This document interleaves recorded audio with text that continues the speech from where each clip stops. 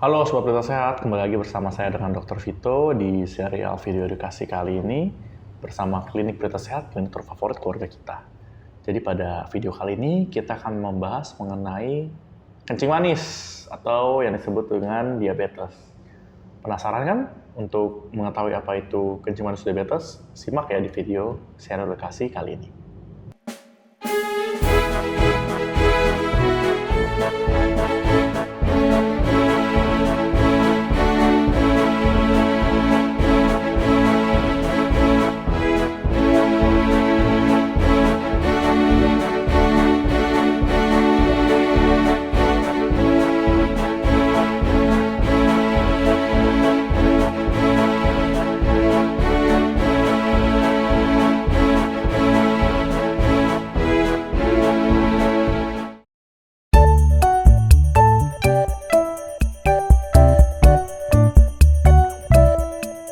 Oke, jadi untuk definisi dari diabetes atau kencing manis itu adalah terjadinya peningkatan kadar gula dalam darah yang melebihi batas normal.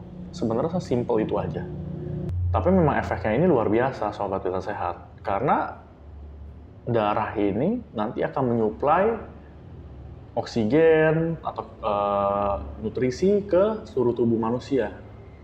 Apabila kadar gulanya berlebih, itu nanti akan menimbulkan penyakit-penyakit yang tidak diinginkan. Dapat menimbulkan kerusakan ginjal, kerusakan saraf, apabila ke mata nanti dapat mengakibatkan kebutaan, dan masih banyak yang lainnya. Bahkan nanti kalau misalnya kena di ujung-ujung tangan atau ujung-ujung jari, bisa mati jaringannya, bisa hitam-hitam, dan itu harus diamputasi. Seperti itu.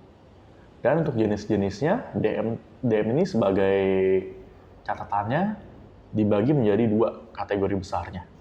Itu DM tipe 1 dan DM tipe 2. DM tipe 1 ini biasanya bawaan lahir. Itu terjadinya pada anak-anak. Karena untuk mekanisme jelasnya, karena terjadi nanti penghancuran dari insulin yang mengatur dari kadar gula darah. Nanti saya jelasin dari berikutnya. Itu nanti dihancurin sendiri oleh tubuh. Sementara yang kedua, itu kadar dari insulinnya itu dia nggak sensitif. Nah, yang ketiga juga dapat terjadi DM pada kehamilan, dan yang keempat DM akibat penyakit lain. Jadi untuk mekanismenya, kenapa bisa terjadi DM? Jadi saat kita makan, makanan itu akan diubah menjadi gula di dalam darah. Nanti sel kita di pankreas itu menghasilkan namanya insulin dan glukagon. Insulin ini yang akan membawa makanan tersebut ke pankreas untuk disimpan sebagai cadangan energi. Sementara glukagon saat energi itu dibutuhkan akan dilepaskan lagi ke darah. Sebenarnya sistemnya kayak bank aja kayak gitu. Kapan kita butuh dikeluarin, kalau kita belum butuh disimpan. Nah, pada orang dengan gangguan diabetes, insulin ini bermasalah. Jadi dia nggak bisa secara general untuk mentransportasikan atau memindahkan gula di dalam darah ke pankreas atau ke hati nantinya. Di sini sumber masalahnya. Darahnya jadi terlalu banyak gulanya, menyebabkan komplikasi-komplikasi dalam jangka panjang. Seperti yang tadi disebutkan, kebas-kebas ujung jari, juga bahkan bisa menyebabkan nanti faktor risiko stroke di video-video yang disebutkan. Lalu juga dapat menyebabkan kebutaan, gangguan ginjal, gangguan sistem tubuh lainnya. Seperti itu, Sobat Berita Sehat.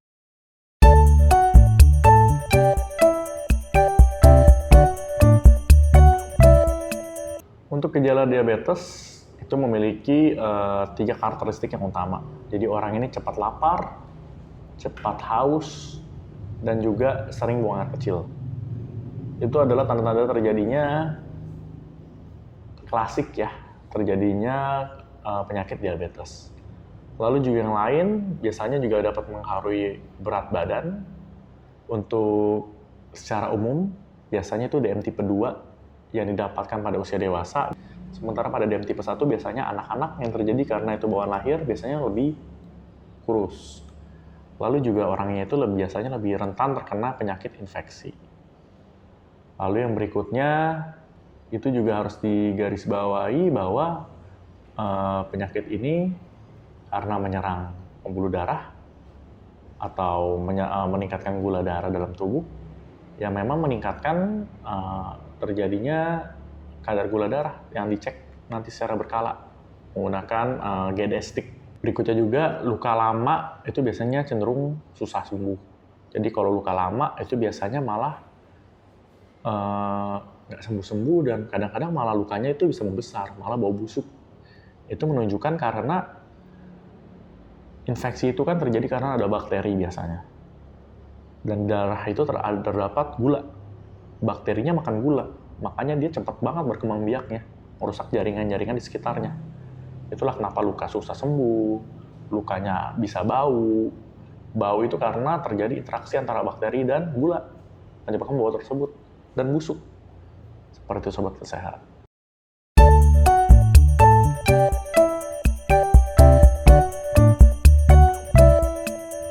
Jadi untuk diagnosis diabetes itu biasanya terdapat ya, namanya harus dicek berdasarkan gula darah tadi, tes gula darah. Itu dilakukan sewaktu dan saat puasa. Jadi kalau sewaktu dapat dilakukan kapan aja. Nilai normalnya harus di bawah 200 mg per dl. Sementara untuk gula darah puasa, berarti pasien itu harus puasa terlebih dahulu.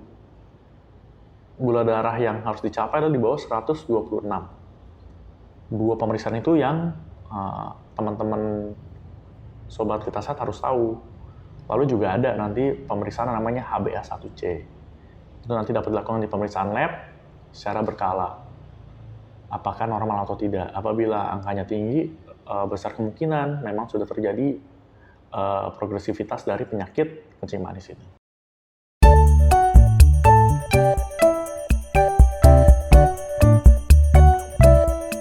Ada 5 pilar yang harus kita ketahui. Yang pertama itu dengan edukasi. Jadi memang pasiennya ini harus tahu bahwa dia terkena penyakit diabetes ini. Sehingga langkah ke depannya bisa dicapai. Yang kedua, harus menjaga pola makan. Karena diabetes ini tinggi gula. Otomatis pola makan yang harus dicapai adalah rendah gula. Jadi menjaga jangan sampai gulanya terlalu tinggi. Kurangi makan makanan seperti nasi, mie, yang tinggi gula itu dikurangi. Dapat dikurangi, diganti nasi putih dengan nasi merah yang kandungan gulanya lebih rendah. Atau makanan gandum. Lalu juga yang tinggi protein, seperti telur dan yang lain-lain. Kurangi karbohidrat. Jangan juga banyak minuman seperti es teh manis, gula-gula, es krim. Karbohidrat seperti itu dikurangi. Lalu jangan lupa juga yang ketiga, olahraga. Karena dengan olahraga kita membakar kalori atau gulanya berkurang. Olahraganya sebenarnya boleh apa aja, tapi memang pada usia yang lebih lanjut disarankan berenang karena lebih baik efeknya untuk sendi dan juga untuk menjaga postur lebih tetap baik. Tapi untuk pada usia yang masih 30-40 tahun, itu olahraga apa aja dipersilahkan. Lalu berikutnya masuk ke fase pengobatan. Jadi dengan obat-obatan. Obat-obatan penyakit diabetes ini ada 2. Yang diminum per oral atau disuntik. Jadi untuk minum obat ya, obat yang paling sering itu namanya metformin, tapi harus ke dokter, dilakukan pemantauan secara ketat. Ada juga golongan obat lainnya, nanti dapat dikombinasikan, tergantung derajat keparahan dari diabetesnya. Apabila memang masih belum terkontrol dengan obat-obatan minum, dapat dikombinasikan dengan obat-obatan suntik, biasanya insulin yang disuntikan itu. Karena kan insulin dalam tubuhnya rusak, jadi diberikan insulin buatan atau sintesis untuk mengangkut gula di darah ke pankreas atau ke hati. Perlu dicatat teman-teman, yang namanya diabetes ini juga penyakit seumur hidup. Jadi kalau misalnya obat gulanya nggak diminum, ya pasti tinggi lagi kadar gula dalam darahnya. Makanya diperlukan komitmen seumur hidup. Bukan berarti kadar gula dalam tubuh sudah rendah berarti dinyatakan sembuh. Bukan. Itu turun karena obat-obatan. Saat obat-obatannya tidak ada, akan naik lagi. Itulah kenapa banyak yang bilang, saya sudah sembuh dok, tapi begitu dicek, kadar gulanya tinggi. Jadi sudah paham ya bahwa diabetes ini harus minum obat seumur hidup untuk terkontrol. Berikutnya, yang terakhir yaitu harus dilakukan pemantauan gula darah secara mandiri. Jadi bisa dibeli nanti alat tesnya itu, GD stick. Jadi nanti ditusuk, biasanya ujung jari, nanti akan ada sticknya itu, dimasukin darahnya, dimasukin mesin, udah langsung ketahuan berapa angka dari gulanya itu. Perlu digarisbawahi juga untuk pemberian obat-obatan dari DM ini beresiko loh menurunkan gula darah secara banyak. Otomatis apa? Gula darah dalam tubuh bisa berkurang banget. Otomatis nanti pasiennya bisa pusing. Pada tahap yang ekstrim bisa pingsan. Itulah kenapa penting banget dilakukan pemantauan gula darah secara berkala. Kita jadi tahu kapan kalau ketinggian, kalau kerendahan juga.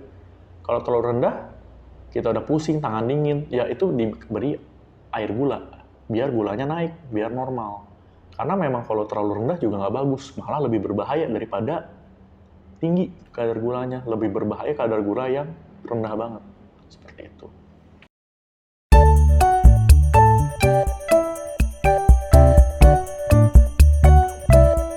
Cara menjaga diabetes kalau memang yang tipe pertama itu nggak bisa dicegah karena itu faktor genetik atau bawaan lahir. Tapi yang kedua, itu bisa kita cegah dengan menjaga pola makan yang seimbang, olahraga yang benar, dan juga kita bisa lihat apakah dalam keluarga kita terdapat riwayat keluarga yang mengalami penyakit diabetes. Karena apabila terdapat riwayat orang tua kita mengalami diabetes, kita beresiko sekali terkena diabetes. Otomatis bagaimana? Ya kita harus cegah. Cegahnya harus lebih digalakkan daripada orang yang tidak memiliki riwayat diabetes di keluarganya. Kita harus benar-benar menjaga pola makan. Jaga, jangan sampai terlalu banyak kadar gula yang masuk. Lalu juga harus berolahraga secara teratur dan juga melakukan pemeriksaan gula secara berkala untuk mengetahui apakah kita terkena diabetes atau tidak. Seperti itu. Sekarang Sobat Pita Sehat sudah tahu ya mengenai penyakit kencing manis atau diabetes mellitus. Jangan lupa untuk komen atau apabila ada pertanyaan ditanyakan di kolom komentar. Dan juga apabila ada video atau materi edukasi yang ingin dibahas berikutnya, silahkan dituliskan biar tim Pita Sehat nanti akan melakukan pemeriksaan dan dibuatkan videonya. Jangan lupa like, komen, dan share video ini ke teman-teman yang lain ya. Yang paling penting jangan lupa subscribe dan bunyikan loncengnya untuk mendapatkan notifikasi apabila terdapat video-video lain yang akan dikeluarkan. Saya Dr. Vito dari Klinik Pita Sehat, klinik terfavorit keluarga kita, undur diri kali ini. Terima kasih.